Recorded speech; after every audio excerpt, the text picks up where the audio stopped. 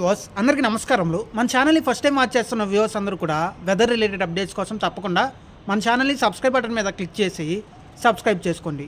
ఎందుకంటే మన ఛానల్ని మీరు సబ్స్క్రైబ్ చేసుకుంటే మన ఛానల్లో వచ్చే వెదర్ అప్డేట్స్ కానీ ఇన్ఫర్మేషన్ కానీ మీకు త్వరగా వేగంగా వచ్చే అవకాశం అయితే ఉంది.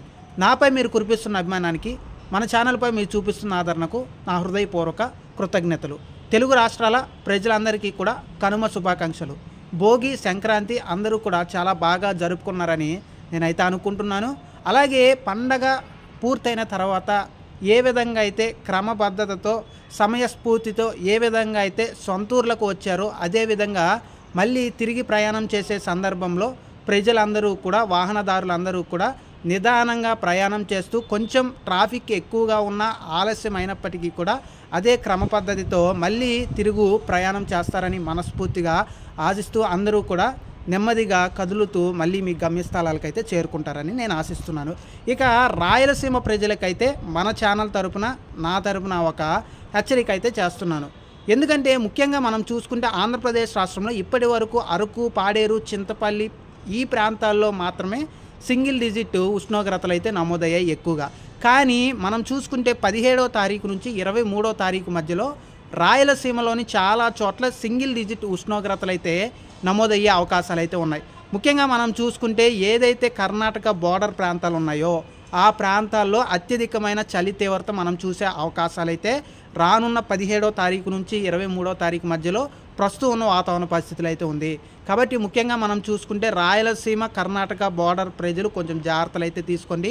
చలి తీవ్రత ఖచ్చితంగా ఎక్కువగా ఉండే అవకాశాలు అయితే ఉన్నాయి. ముఖ్యంగా మనం చూసుకుంటే సత్యసాయి జిల్లా, అనంతపురం జిల్లా, కర్నూలు జిల్లా, అలాగే అన్నమయ్య జిల్లా, ఈ 4 జిల్లాల్లో అత్యల్పమైన ఉష్ణోగ్రతలు ఉదయం సమయంలో, రాత్రి సమయంలో నమోదయ్యే అవకాశాలు అయితే ప్రస్తుతం ఉన్న వాతావరణ పరిస్థితులు ఉన్నాయి. దాదాపు -2 డిగ్రీల నుండి 10 డిగ్రీల మధ్యలో ఉష్ణోగ్రతలు నమోదు అవ్వటానికి ఈ 4 జిల్లాల్లో అయితే మనకి ప్రస్తుతం ఉన్న వాతావరణ పరిస్థితులు అయితే ఉంది. కాబట్టి ముఖ్యంగా రాయదుర్గం కానీ, కళ్యాణదుర్గం కానీ, కదిరి కానీ, హిందూపురం కానీ ఈ ప్రాంతాల్లో అత్యల్పమైన ఉష్ణోగ్రతలు, చాలా తక్కువ ఉష్ణోగ్రతలు ఈ సంవత్సరం ఖచ్చితంగా నమోదు అవ్వడానికి అవకాశాలు అయితే ప్రస్తుతం ఉన్న వాతావరణ పరిస్థితులు అయితే ఉంది. కాబట్టి ముఖ్యంగా రాయలసీమ ప్రజలందరూ కూడా జాగ్రత్తలు తీసుకోండి. కర్నూలు కానీ, అలాగే ముఖ్యంగా మనం చూసుకుంటే అన్నమయ్య, సత్యసాయి, అనంతపురం ఈ 4 జిల్లాల్లో -2 నుండి 10 డిగ్రీల మధ్యలో ఇప్పటికైతే మనం చూసుకుంటే 10 నుంచి 17 డిగ్రీల మధ్య ఉష్ణోగ్రతలు నమోదవుతున్నాయి. కానీ ఇవి రానున్న రోజుల్లో ఇంకాస్త తగ్గే అవకాశం ఉంది.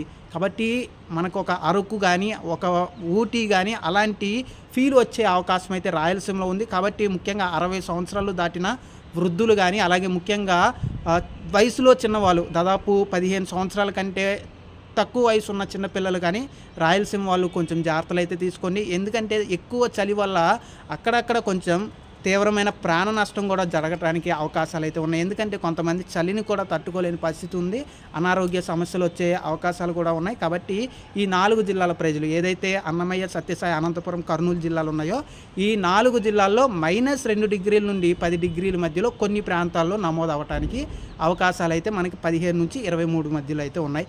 ఇక మనం చూసుకుంటే ఇటు నంద్యాల కానీ, అలాగే ముఖ్యంగా తిరుపతి కానీ, వీటితో పాటుగా చిత్తూరు జిల్లా, కడప జిల్లాల్లో కూడా దాదాపు 2 డిగ్రీల నుండి 15 డిగ్రీలు, అంటే 2 డిగ్రీల నుండి 15 డిగ్రీల మధ్యలో ఉష్ణోగ్రతలు నమోదవచ్చు. ఆ 4 జిల్లాలతో పోలిస్తే ఈ 4 జిల్లాల్లో కొంచెం తక్కువగా ఉంటుంది. కానీ ఈ 4 జిల్లాల్లో కూడా చలి తీవ్రత, మంచు కొంచెం ఎక్కువగానే ఉండే సూచనలు అయితే ఉన్నాయి. కాబట్టి రాయలసీమ ప్రజలందరూ కూడా జాగ్రత్తలు అయితే తీసుకోండి. అలాగే ప్రజలందరూ కూడా తిరిగి మీ గమ్యస్థలాలకు చేరే సందర్భంలో తగిన జాగ్రత్తలు తీసుకొని నిదానంగా క్రమ పద్ధతి అయితే అందరూ కూడా వెళ్తారని మనస్ఫూర్తిగా ఆశిస్తున్నాను. అందరికీ కృతజ్ఞతలు. మరొకసారి ప్రజలందరికీ కూడా, తెలుగు రాష్ట్రాల రైతులందరికీ కూడా కనుమ శుభాకాంక్షలు. థ్యాంక్ యూ అండి.